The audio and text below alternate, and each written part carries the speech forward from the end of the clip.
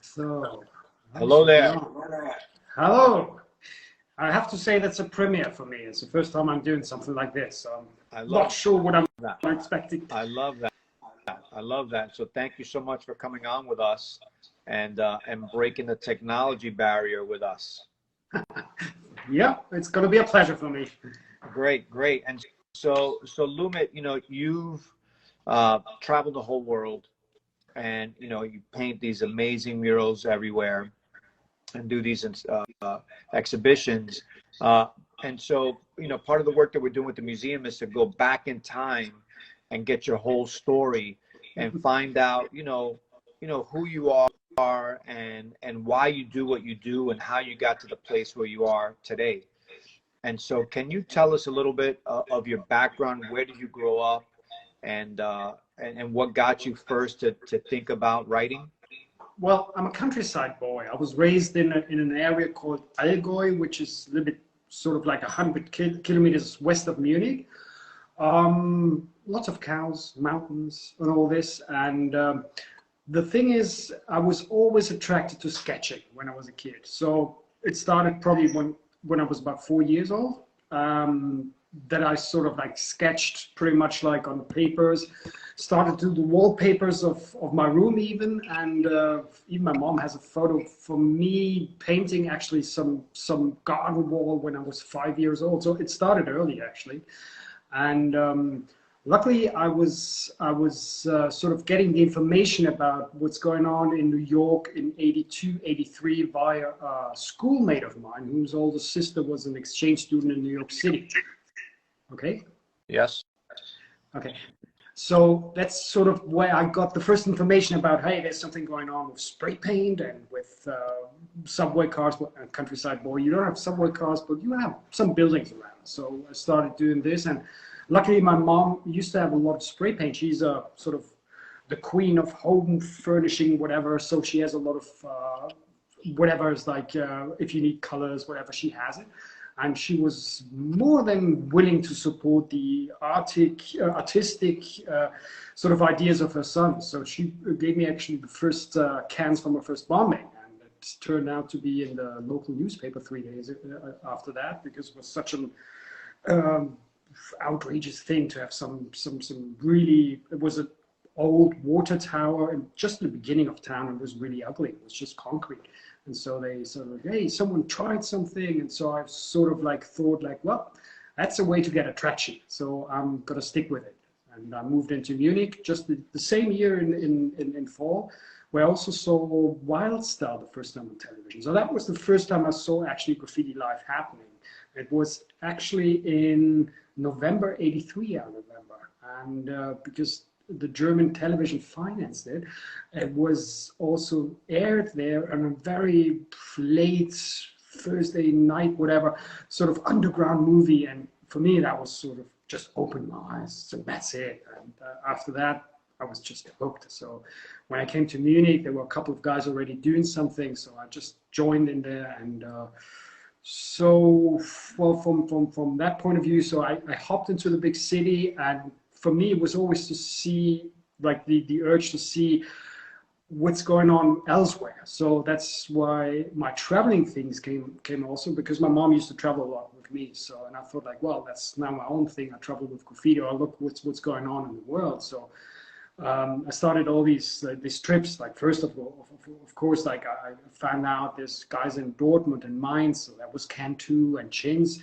All these guys, these early guys from Germany, they came to Munich because we did these huge walls, and there was a legal place where there was a flea market every weekend with 5,000 people there coming and seeing what we were doing. And so we had sort of like the first contacts also to get jobs, to make money out of it. So, and we saw like people love it. I want to interrupt you just for a second. Yeah. Before you jump into that, tell us what it was like in Munich in those early days, once you meet those writers. I know you guys must have immediately started painting trains or wanting to paint the trains and walls, much like Wild Style, no? Yeah. And the thing is, like, Munich has a subway system, but that's actually small compared to New York. But what we have is like a rural train system, the S train system.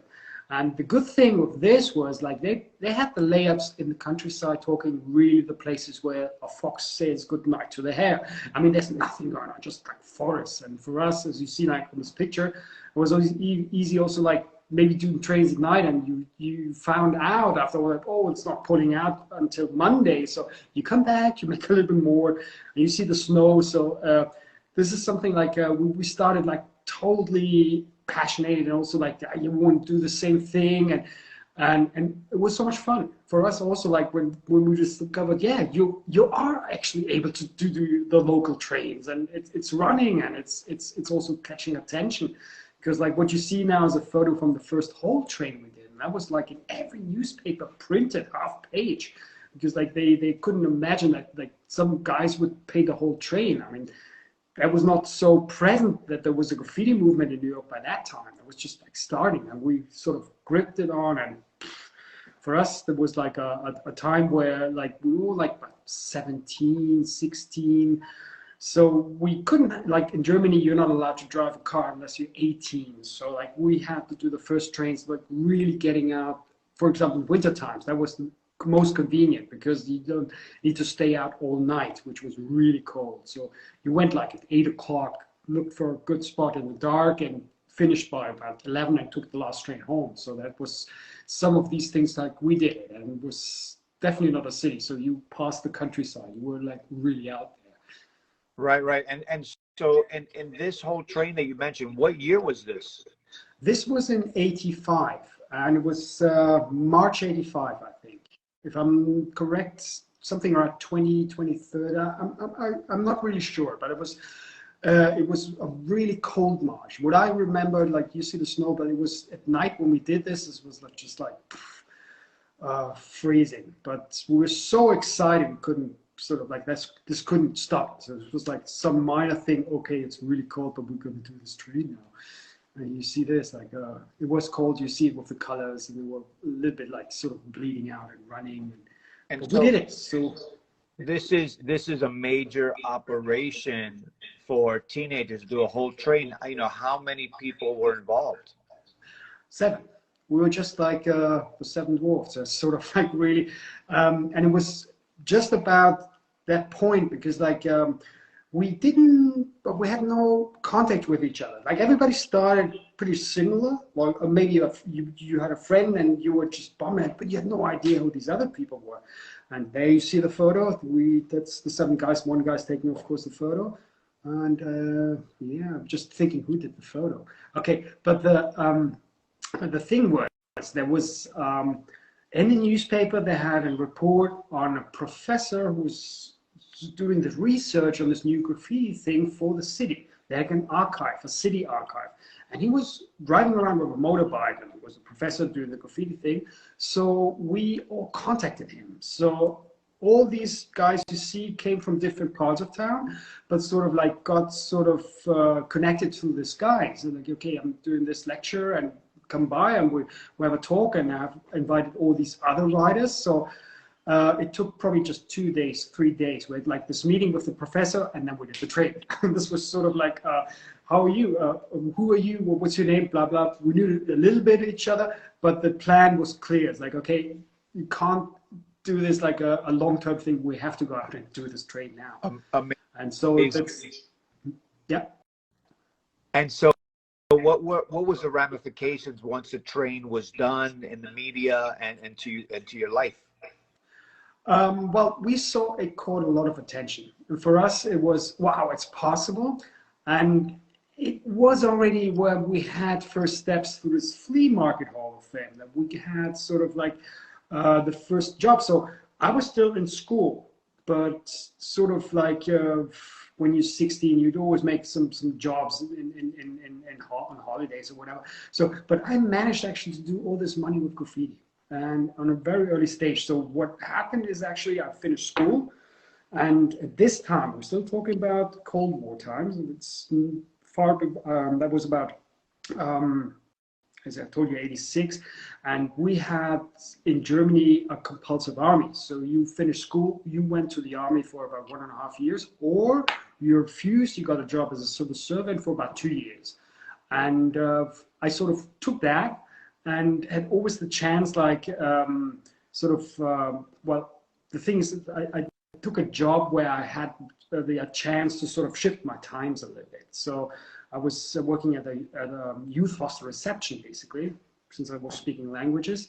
And so that was one thing, collecting addresses from people all around the world who came to Munich, who had nothing to do with graffiti, but sort of like having a base there and there, Australia, whatever, and collecting a lot of like contacts. So my plan was clear. After I was free from my duty to the state, I had to go on the road. So that started pretty much like a couple of months after, because I needed to make some more money and had really good jobs about that time. Just when I finished the job, I was just about the time when the wall came down. So that was sort of something I actually got on my work, because like on the desk in Munich, it was like the Iron Curtain came down between Austria and Hungary first. There was something in April which was called the Breakfast of Sopron, which was sort of like the Hungarian foreign minister and the Austrian foreign minister cut the iron fence, and a lot of Eastern Germans who were in Hungary during the holidays just went over. And the next day I had them all at my reception, because we had the youth hostel with family rooms, and sort of like this was really exciting for me. And it was also showing me, oh, the world was in a very, very historic change, because Cold War ended, and all of a sudden, oh, the world is free. You can go wherever you want. And this is pretty much like the time the opportunity I took. I went out, I went to New Zealand, to Australia first for half a year. Then I went over to Los Angeles, New York for half a year, Canada. I did a lot of trips also through Europe. This is, for example, Sweden, what you see now. And just to find out where is graffiti, how are these guys doing the graffiti, and what cans that I using, whatever. I was very, very, very curious about all these things to find out what's happening. And well, it was a lot of fun, and it was always something like back in these days, once you met a writer from a foreign country or city, sort of you were connected. So there's no way that this guy wouldn't put you up or let you in a house when you're there, and you do things together, you paint trains together, whatever. So it was some kind of a sort of religious movements, like we were all like, we are this secret society, wherever you go you find your people and they invite you for this. It was pretty much like that. It was like, it was new, it was graffiti. And also like what we did, also like in Germany, we did a lot of like big walls and trains needed cans. So what was also something very important, since I was 18 by that time, I got myself a huge old ambulance car, painted it black so it looked like a hearse. And we did a lot of racking tours, because that was also something we needed, a lot of spray paint. So this was something like we had good techniques actually to get all in these hardware shops in Germany, and took the yellow pages, which are sort of like the addresses of all the shops in a city, and a city map, and did it by a system. So like, okay, we have a daytime, we go to this and this town, and we take all the spray paint from their shelves and see what they have on trains and what they can offer us. So this was sort of like our sort of goal, always going somewhere where you just sort of like took the first set of spray paint for maybe one train, but the rest is like you find everything there. No matter if it's Australia or South Africa. Got it. And in those days, in those early days in Germany, when you started going around, who were the writers that you were painting with? Who were some of your collaborators back then? Oh, I did a lot of things with Chins, for example, traveling. Like we did a lot of things together. First of all, I remember like pretty much we did the first subway car in Hong Kong. I know that maybe also the only car, but that was quite an experience for us. But we were sort of like pretty much like he's the god. He gets away with murder, with everything. Yeah? But like to find out with him how this works. We went, for example, to New Zealand. We pretty much bombed every spot that's possible in this country. There were not much. It was just like not many, like maybe 9 or 10. But like we did it with system. We always went out and said, like, let's see how much we can do in this country. If it was Greece, if it was New Zealand, it was always sort of like this. Let's see what we can do, and we do with full passion the most we can do. And he was one of my parties. I went with a lot of people also I met. So for example, in Australia, Metro was my first contact, and of course Puzzle in Melbourne, and and a lot of like pronto, like murder was all these guys from Melbourne were like amazing. It was a new world for me when I got down there. We always had like sort of like printed fan sign magazines, like almost no color, 2, 3, 4 pieces in color. That was it, what you saw from Australian graffiti. But being there, my duty was to take as many pictures, as many people as possible, send the pictures at home. And for example, one of my partners was also Zepster, like from Here to Fame. Like he was the one who was sort of did the foundation for the German hip hop movement. Yeah, and he did the first magazine, the On the Run magazine, and so I supplied him with all these photos from all around the world. So we got step by step, like to before the internet was there, to the information what's happening on this planet. Yeah, yeah, and so and groundbreaking. So you guys were the reporters, you were the painters, you were the ambassadors, all in one. And, all in one, and criminals as well. And criminals as well. But you were artists. You guys were really concerned with artists. And did you have any problems with the state or with the cities as you traveled? Did you get any court cases? Any problems? Because I think I heard you had a serious case at one point. Well, I had a couple of cases. The serious cases were always the ones who were local, like the Munich trains.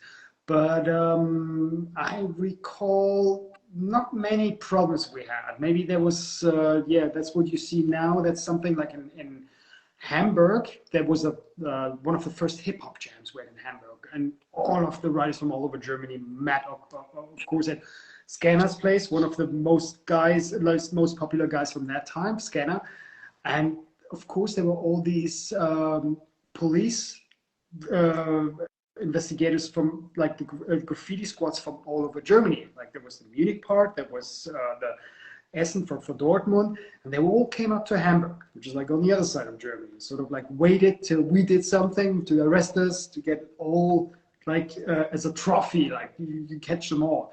And we had sort of like the feeling it's going to happen like this, so we went out just for a wall, not for a train. And of course we got surrounded. It was huge. And the funny facts, like whatever, they jumped out from the bushes, and we saw that before. And you see always familiar faces, like, hey, you're the guy from Essen, or you're the guy from there. It was actually quite surreal, because like we got the best breakfast at the police station there. That was sort of really friendly. They were like asking me for pictures from my Hall of Fame paintings.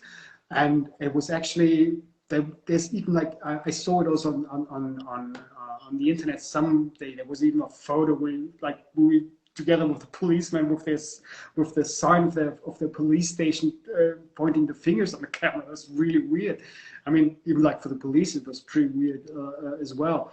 But actually, I got most of the time. I had like I think 5 trials for graffiti. Maybe once for stealing spray paint, but the rest was sort of like it was okay. It was not such big things, since I was probably one of the first ones, so they were not quite sure what we were doing and thought like, yeah, maybe happens once, but it will never happen again. And now, like, I got pretty much like lucky that I went like all the countries where it wouldn't be that easy to get away, we got away. So that was sort of like one of the advantages we had, because we were always the first ones. They were not expecting us.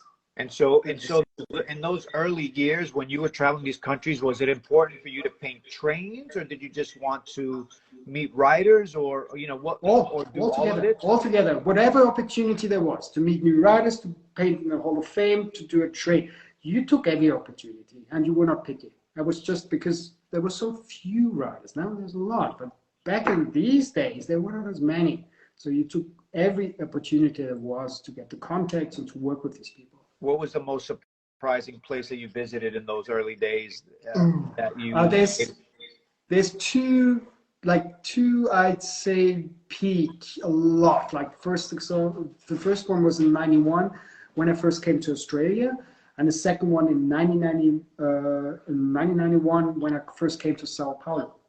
And both of these, Sao Paulo was crazy. Well, that was probably the most impressive, because in 1991 I thought I've seen everything already.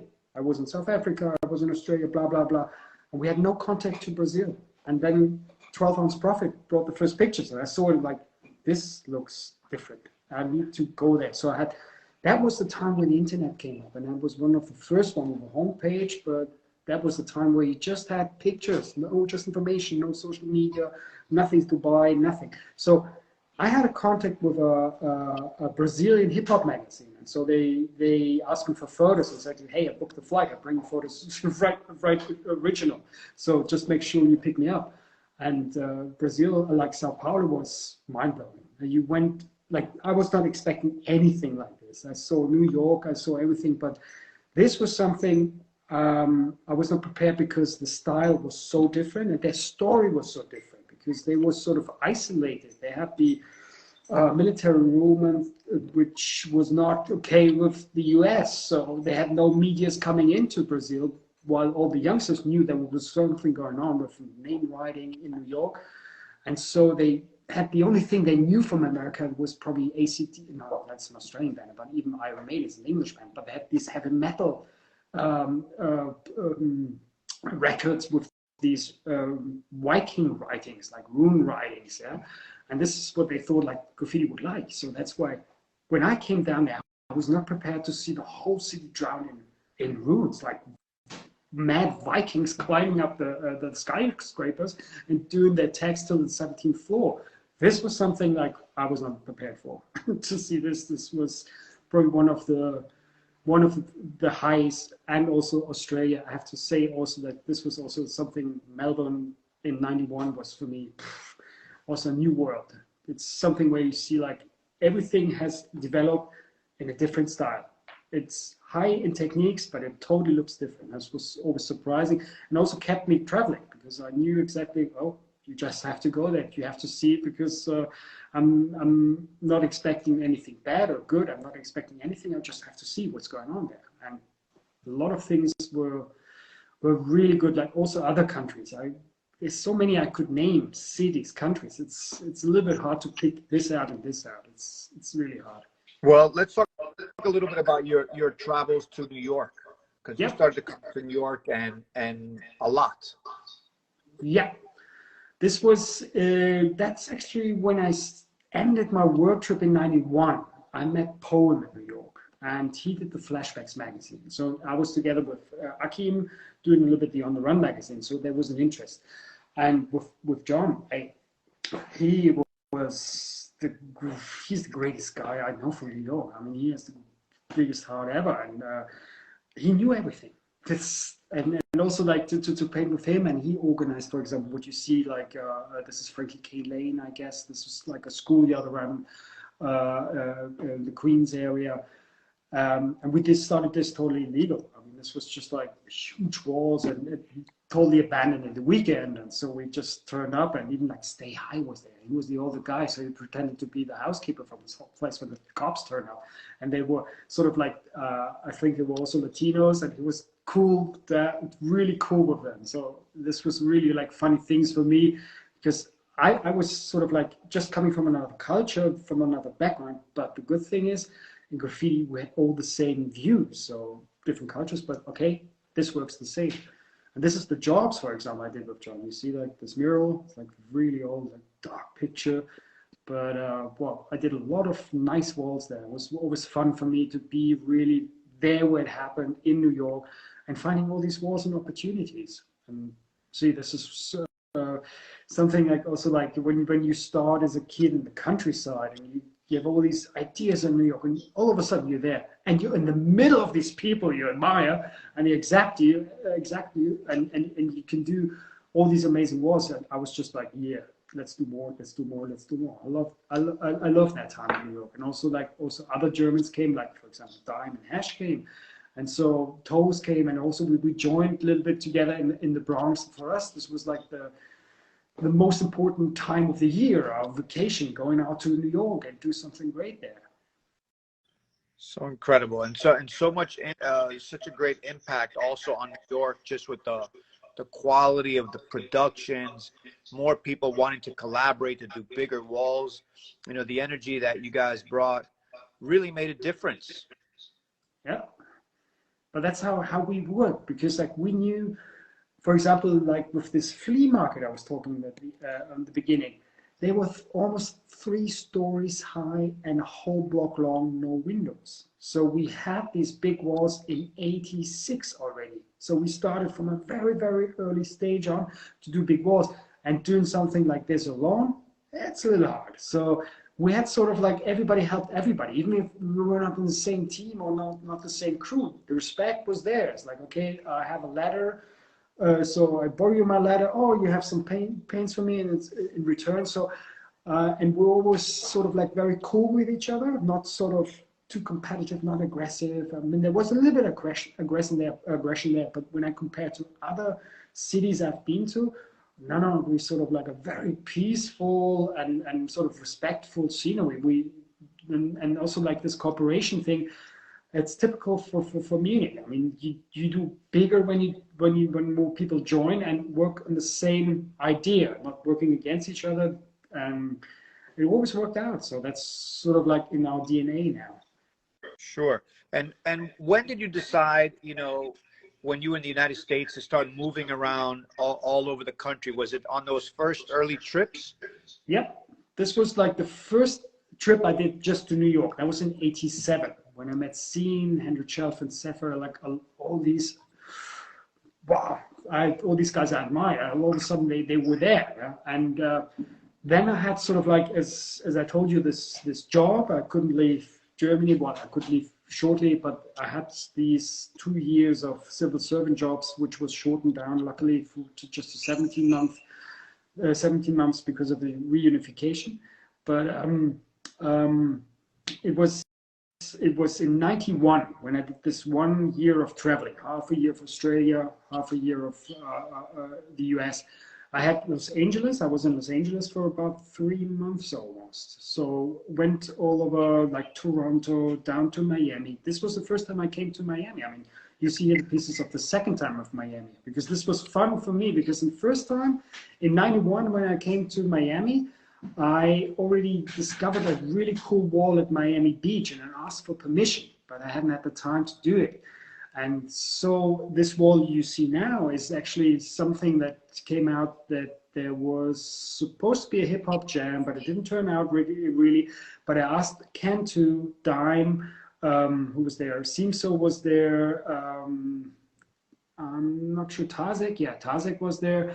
We were like a bunch of 6 guys or 7 guys, and we had a whole palette of spray paint. Belton senders on plane was still possible. Almost 600 cans to Miami. Was actually supposed to be for Hip Hop Jam. That wasn't coming together. So we sold about 200 cans for the organization, and we had about 400 cans. So I had the plan. Well, I will find these walls I asked for, which were just around the corner. I had still the idea where it was. The guy was still there, and he still remembered me. So I said, like, okay, this time I do it, promised. And that's how we started, like, to do one wall after the other. We had about 2 or 3 weeks time. And we started first Miami Beach, then we had Biscayne Avenue, a couple of walls, and it was going from one spot to the others. And we had so much powder to shoot. I mean, like 400 cans, 6 guys. So there was about, yeah, quite 80 cans, but we did sort of emptying probably every can we had. I mean, this was just like, yeah, we do it, and we're not leaving any full cans behind. So this is something like once we're here, and it was fun. I mean, this was something like, I have to say, like first time in Miami, when I was there, like the second time, when I saw all these walls, I always thought of something like, hey, this is like ideal for it. Now it's Wynwood walls. I mean, but we were there 20 years before that. And for me, it was really cool to hear it's turning out, because I knew the place and I knew the walls. They're so nice and smooth. I mean, that's something I recall. And it was hot. That's the other thing. I think it certainly is. And so, going back to New York, you get to New York, you get to paint with Poem, you get to meet Scene, and of course you get to paint the trains there as well. Yeah. And so much like you were doing around Europe and the rest of the world, I remember meeting you in '91 on that first trip in Brooklyn, and you guys were ready to go on a trip to Chicago. Yeah, that was fun. That was with Ghost and with Wayne.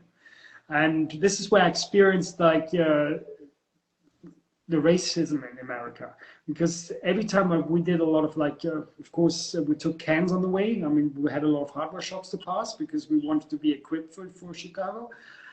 And it was so unbelievable how everybody in the Midwest was sort of just after Wayne because he was African American.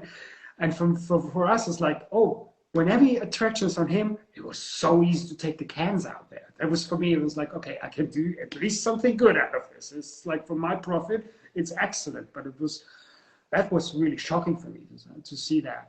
And yeah, Chicago was nice. I did a train with Elk and it was Drex was also with it. Yeah, it was Elk and Drex. It was two guys from London who did a train there. That was actually very funny. I mean, these guys were experienced in London and Chicago hadn't had too much train bombing, but like we were sort of like, yeah, I'm one of these old train bombers from Munich and you're from London. So of course we should take it serious, but sort of like it was for us a lot of laughs at that night. So we had a lot of fun, but yeah, Chicago was also cool. Like to see what's I met like Mario, what was his name? I met a couple of guys there, but it's something like I had too many cities on my sort of my route, and I'm sort of losing track. I'm getting old also now. Sure. But good to see some of the old pictures there. You know, and you know, being in New York, you get to paint with these guys. I remember you doing this wall with Cess and Scene and Sweat in the meatpacking district. And by this time, your style had started to change and started to loosen up and become more sort of photorealistic and obviously three-dimensional. Well, yeah, it's a long way actually. I came, like the first thing I did without outlines was actually pretty early. I did something in the 80s already where I always tried to get rid of the outlines, but not twisting the letters. That was the first guy I saw. It was with Delta in Amsterdam. He was the first one with mass pieces who twisted the letters, just like, yeah, take a different perspective. And I was watching this, and at the same time, we had sort of like also the techno movement coming up from Detroit, whatever, and with this new computer graphics for their posters and whatever. And I knew a couple of guys who were doing this and explained me, yeah, I can build this, and I have a camera, I can drive around. I was like, well, I'm not going to learn this on a computer in my life, but I can sketch this if I have it in my head and I drive around. So once like I got the hang of like using dimensions, wide angle shots. So that was easy, like because I was already prepared to do the textures and the lights on the letters. This was something I knew how to do it with over shadings, with black and or white on black and whatever. This is something I developed already a little bit earlier, but with Delta twisting the letters, that was sort of like opening my mind. And then with these new techno posters, that was just like, okay, try this and involve this with style and graffiti, and it worked. So yeah, that time I did a lot of 3Ds, and I'm still doing it now. But I recall in these in these 10 years, around 1996 or 97, that's where I started. Until 2006, I did a lot of those. And so here we're seeing, you know, you're doing the 3D, you're twisting the letters, you're, like you mentioned, you're playing with the dimension, with lighting, and not too many people were doing this. This was not very common, sort of an approach to letter design, at least here in the United States at the time. Yeah, it was also not too common in other parts. There was, for example, Dine did it in Germany. He was very good with the colors. And, well, sort of like, of course, Delta from Amsterdam. But for my understanding, was more like to get deeper with the letters in the room. There you see a good example, like not to make the wall too flat, to make room to work with shadows, drop shadows which are underneath it and all this. So that really sort of try to use every time my style as a base, as a sort of stage for some stories to tell, like, for example, these gold characters sort of stuff. I'm not sure what I did there, but it was always something I could also put as a theme on 3Ds, not just 3Ds, but you saw like the meat district, of course was neat. This is something of gold. And it was also something that helped with my jobs, because like when there was a client, it's like, we have content, but we want to have something totally different, and it needs to look not like graffiti, but it should be graffiti. It was always a good thing to have something like this in between. So I said like, yeah, it is graffiti, but it doesn't look like graffiti. And so this was also something for me. I said like, okay, I stick with this because even my clients are like that. Sure, I could understand how it's sort of a new development, and they can maybe understand it's a bit I don't know, you know, it's innovative, but it's maybe not as aggressive or as I don't know, as familiar as all the other graffiti was. So something new maybe was good. Yeah. And also they always see something that I don't paint. I do 6 letters, and they say, oh, there's a horse here, or there's this and this and there. So it opens their fantasy, sort of gives them a little push. So think about what you're seeing and find your own pieces in there. So this helps a lot. This is a lot of people will tell me like, I see this and this and this in there. I'm like, hey, it's just 6 letters. Right. Right. And so for you, why over the years, I mean, you know, it's obvious that, you know, from me and from seeing all this work, you can paint anything. You know, you're quite gifted at just about painting anything. Why have you stuck with the LOOMIT identity and with lettering? Well, I'm not stopping. I even did it today because like it's just like I'm having so many things on my mind. So what's good is like at the beginning I was sort of like very ambitious to do always the whole wall. So it was always up to me to have the whole work of doing the background, doing this character, doing this and this and this. So this is where I get all my experience, because I was the most ambitious, so I had to do the most work. So I had to learn how to sketch, paint this or that. So this is what was the base of the ability, that I'm pretty much flexible and to fit in everything.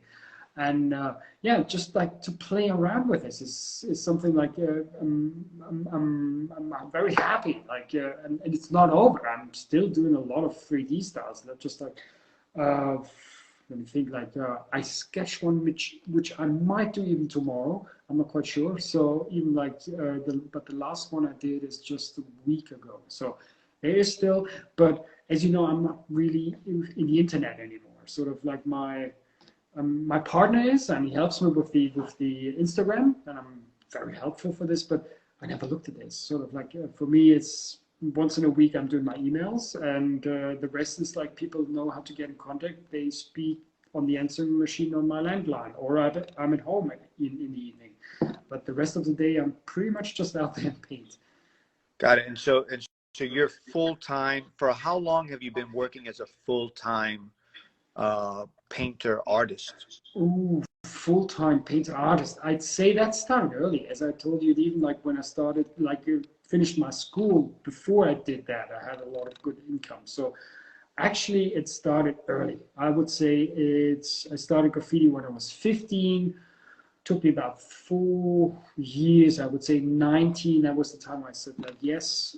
From that time on, or even like when I did the world trip, for my mom, that was the time where she said like, okay, I don't need to care about this guy anymore. He left the house, he's making his own business, because I went all around the world and I did jobs while I was doing this. I did sort of like in New Zealand, I did a bus for a tour, I did hotels.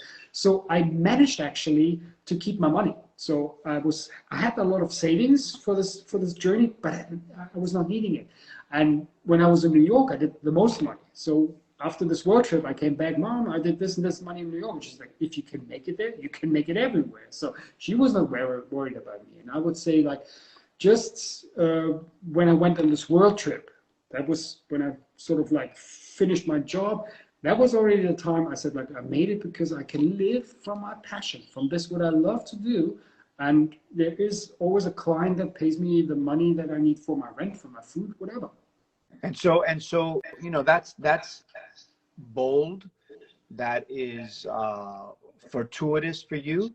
Where did you learn the business sense about art and money and dealing with clients? Like, how did that come together for you? At the flea market. that was the best school ever, because like there you get all clients you can meet. You have like there's a club owner who wants to have a club, but there's always a student who wants maybe just like a caravan painted or whatever. I had all these different jobs already through this flea market, and that's a good training because you learn you learn to listen first, what the client wants. This is something that's always very important, that you just like, oh, there you see it, 3D, that's not older than about 2 months. But that's sort of like, you have to sort of, you learn to listen to the client, what he wants, and really sketch, get it on a point. And that's something I started really early. That's already, I remember I was working for an agency even when I had this job still. Like they had some portfolio for my works. And so I had already, yeah, that was already 89, I'd say 88, 89. So that was already, I had the base. Probably I was the first guy in Germany making or paying taxes for doing graffiti. Incredible. Incredible. So let's fast forward to this. So, you know, the next few images are some of your latest works. Mm-hmm. Can you tell us a little bit about this particular mural? You know, where is it? How did it come about? You know, who painted? Is it by yourself or with collaborators? That's my partner, Bert. He did the bird, the swan. He's a photorealist, and he lives in Weimar, and I work with him already since, I don't know, the early 0 years. And what you see is actually a festival. We had 2 days time. So that's why it's not too sort of like too detailed. We had 2 days time. We had the lift. You see it's 4 floors. And I just asked for about 2 colors, like very bright colors, which were fine with the brown of the building. So I went up, it need to be pink, it need to be purple, whatever. And asked Bert to do me this chrome swan. I wanted to have something with gold, just an opposite. And what you see is basically my letterings. It's an L, 2 O's, the green M, the T you see, and the I dot, the swan, and the whole thing. Like the eye is something you can't see. It's actually behind the tree a little bit, as far as I remember. And yeah, we had 2 days time. That was in the Ingolstadt is the town where Audi is produced. So that's something that gives maybe an explanation why they have a little bit of money for doing this on their social sort of like living parts. Yeah. Yes. And it's actually a festival they do almost on a yearly basis, which is called Schmirage. But it was always on one part of the city next to the main station with a long wall where we could do piece next to piece. It was ideal. It's one of the chilliest meeting of styles you can have in Germany is actually in Ingolstadt. But this was the first time through Corona they couldn't do it. So they decided to do walls in the city, big walls, just a few artists per wall. So there was no danger of infections or whatever. And so that's what you see. It's like 2 days and a half time, and having a festival, and we got the biggest wall. So that was something like I had to do big surfaces fast, but actually it was fun. It was actually also, it was a beautiful city, I have to say. And we had good weather and good food and whatever. So it was nice. Excellent. I want to show this next one. Mm-hmm. That's Nuremberg. It's not far away. That's something like you see. Sometimes I'm trying to do my big walls with the least color there is. For example, this is just maybe, I would say, not even a gallon of paint you see there. The whole wall was orange, and I loved the orange before. So I did my style just with washed out black and white, and this dark green I found there. It's also like LOOMIT, as you see, 3Ds are still there, but it's all rolled. This is like not really spray painted. Probably the hair in the middle, which is called, it's the hair of Dürer, which is the city of Dürer. It's actually in Nuremberg where he was born and he painted. So that's why I have the rabbit in the middle. And I had Nazca Uno, like a colleague from mine from Berlin. He did the little character. The guy with the mask is not done by me. But there's a wall next to it. We did it vice versa. He did a big wall and I did some details in there. And so how much, I mean, it sounds like, with your practice, you very much like to be efficient because there's never enough Yeah. time. And I'm guessing you have a lot of projects coming up, so you want to be able to work as efficiently and as expeditiously as possible. Yeah, one of the things is when you're not too picky on techniques, you can do everything you want in a time which is fast. So, for example, now you see something where they ask me for the color. So this is like a very clear green pinkish thing we did there, and this was something where you see I did the light in the middle where the light comes in. So you see it's painted dark where there's the shadow from the bridges. So that's also about the efficiency, sometimes not just paint, but also with the light, to work with the light a little bit. And it always looks like the light comes through even if there's clouds and you don't have sunlight. But when the sunlight comes through, it looks really, it's coming out like this. So this is something, efficiency once, I'm sort of very open to whatever material there is. I love to play with things, and that's why I also love to travel and to see what other countries have for colors, for example. And one of my highlights was India, for example. They have the best pigments I've ever had on stainers. It was pure lapis lazuli I had in the blue, which is like take a little tube of blue and turn to whole gallon black into something like sapphire blue, not grayish blue, but really intense blue. And this was something about efficiency. I mean, their pigments, you don't need a lot. You just need some paint somewhere standing around, even if it's worse colored. With these couple of pigments, you're the king of the world. And this was something impressive for me. And also about the size, of course, you see like it's pretty much like 2 stories high. It doesn't look like that big because it's such a huge long place in between the fence and the wall. But it's also something like I'd love to work a lot with rollers and sticks, because about these sizes where you have 1, 2 stores, it's perfect for me because it's basically like sketching huge things, and it's easy to do like all the colors before I use spray paint. The spray paint is just there to do little details, make it light, but the rest I love to work with rollers because that's something I can do very fast in the meantime now. And yeah, this was probably a little bit longer because I see I did more spray paint on this one than normally. And something like this, is this a commission? Is this something that you're doing for a client? No, this was a commission from the city of Düsseldorf. That's one part you see now. This is just one wall. You have to think that the opposite wall was done by Atom and I think even Cantu. I'm not sure if Cantu was there. It was there. So he did the other side of the wall, and he used blue, and they used blue and red. I used pink and green, and then there's these columns in between. Like these driveways up there, they have really fat concrete columns, 14 columns, and we did this as well with a color transmission, like going from the pinkish green to the bluish and the red. And I worked also with Bert, and he did some really funky ladybugs, but not with points, but like with rainbows around it. And we put them all on these columns, and I did some styles that were sort of ripped into the columns, and some like these silver balloons Jeff Koons does. I did them also. So we have also the names when you drive through, and you see in each column one of the letters, but it's sort of hidden somewhere.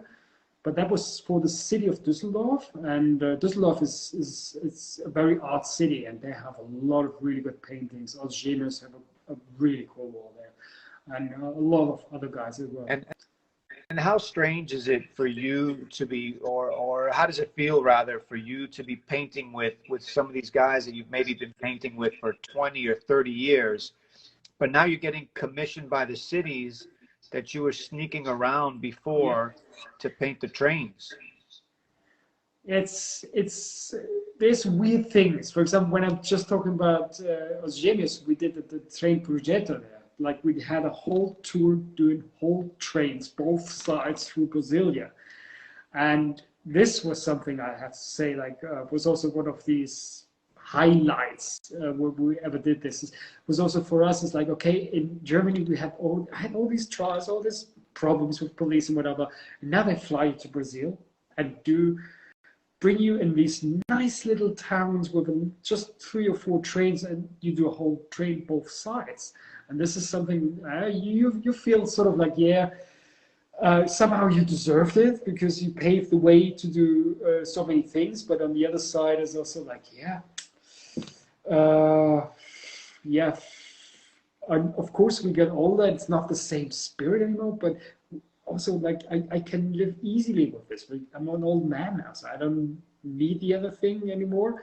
And I'm just happy now that I was there at this time it all happened.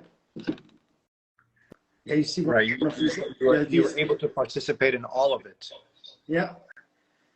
But I think also, you know, because of the work that you were doing and your tenacity and, you know, the longevity, this exists. These possibilities exist for you and for everybody else. Yeah. Where cities are now, like same as you mentioned with those gemios, where cities are now looking for you because you guys have been painting public art for 30 years. Yeah, and this, for example, Munich is my city is the perfect example. I recall we had it in the mid-90s. Ah, I see. We had it in the mid-90s that actually we have a river that's run through Munich, and we have a lot of bridges. And one of these bridges is just beautiful. You can have your barbecue underneath it, and there's a beach basically. And these walls are like a couple, like really 1 story high, and about if I would have counted feet, probably 30 feet long or even longer.